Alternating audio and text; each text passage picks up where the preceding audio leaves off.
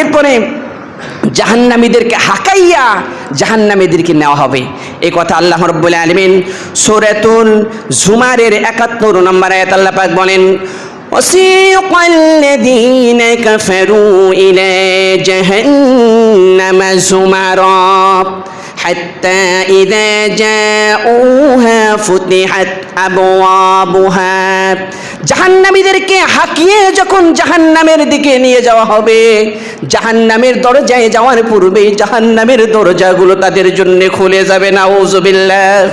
ওই দরজার মধ্যে ফেরেশতা যারা থাকবে, নিয়োজিত ফেরেশতারা তাদেরকে প্রশ্ন করবে, ও আল্লাহর বান্দা, কেন তুমি জাহান্নামে এসেছো? আলাম ইয়াতিকুম রাসূলুম মিনকুম, তোমার কাছে কি কোনো রাসূল যায় নাই? তোমার কাছে কি কোনো নবী যায় নাই? তোমার কাছে কি কোরআনের কোনো আওয়াজ যায় নাই? কালেমার কোনো বাণী তোমার কাছে কি পৌঁছে নাই?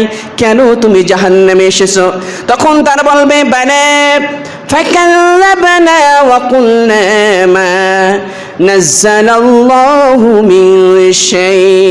ও ভাই ফেরেশতা, আমার কাছে নবী এসেছে, রাসূল এসেছে, কোরআনের আওয়াজ এসেছে, কালেমার আওয়াজ এসেছে, হকের আওয়াজ এসেছে, কিন্তু আওয়াজ শুনেছি, এগুলো বিশ্বাস করি নাই।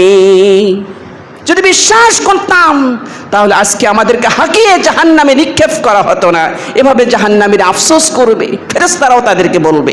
ভাইরা আমার, এরপরে জাহান্নামীরা কিছু জাহান্নামে প্রবেশ করতে চাইবে না, তাদেরকে টেনে হিঁচড়ে নিয়েও যাওয়া হবে।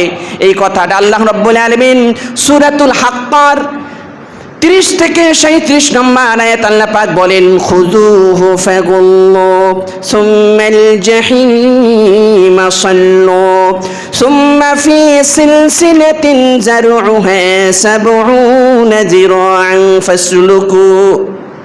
আল্লাহ রাব্বুল আলামিন বলেন, বলা হবে জাহান্নামীকে ধরো। ফেরেশতারা জাহান্নামীকে পাকড়াও করবে।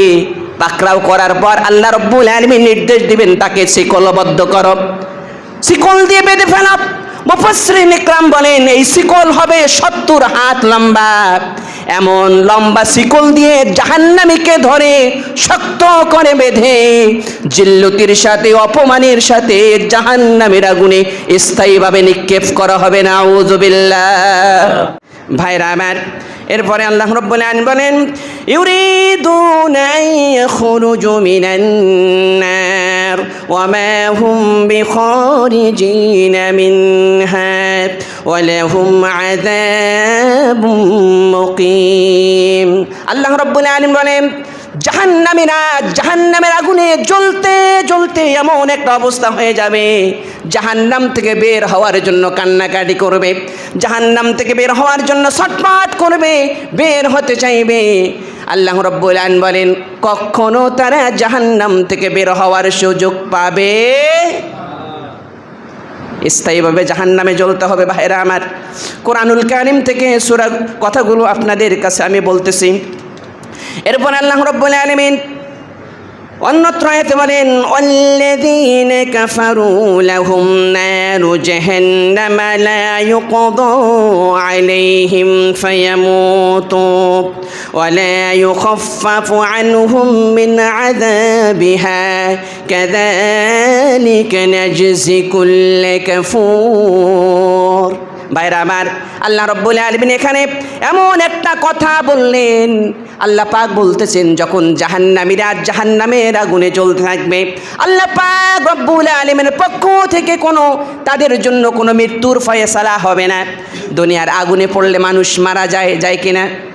পানিতে পড়লে মানুষ মারা যায়, রোড অ্যাক্সিডেন্টে মানুষ মারা যায়, কত রকমের বিপদের দুর্ঘটনার মুখোমুখি দুনিয়াতে হলে পরে মানুষের জীবন নিঃশেষ হয়ে যায়। কিন্তু ভাইরা আমার, আখিরাতের চিত্রটা হবে সম্পূর্ণ ভিন্ন। জাহান্নামীরা কোটি কোটি কত বছর যে জ্বলবে আল্লাহ ছাড়া কেউ জানে না। তার হাড্ডি গোস্ত চামড়া সব তছনছ হয়ে যাবে, ছাই হয়ে যাবে। তারপরেও জাহান্নামীদের জন্য মৃত্যুর কোনো ফয়সালা আর হবে না। এরপরে মৃত্যু যখন তাদের কার পাকনাও করবে না, আল্লাহর দরবারে মামলা দায়ের করবে রব্বুল আলামিন, মৃত্যু তো আসবে না। এখন আপনার কাছে আরজ করছি, দয়া করে আপনি আমাদের শাস্তিকে একটু কম করে দেন। একটু শাস্তিকে কম করে দেন, শাস্তিকে একটু হালকা করে দেন। আল্লাহ পাক বলেন ওয়ালা ইউখাফফাফু আনহুম মিন আযাবিহা, ওই সময় জাহান্নামীদের যারা পরিমাণ 1 ইঞ্চি পরিমাণ 1 কণা পরিমাণ শাস্তি লাঘব করা হবে না। নাউজুবিল্লাহ বলি ভাই।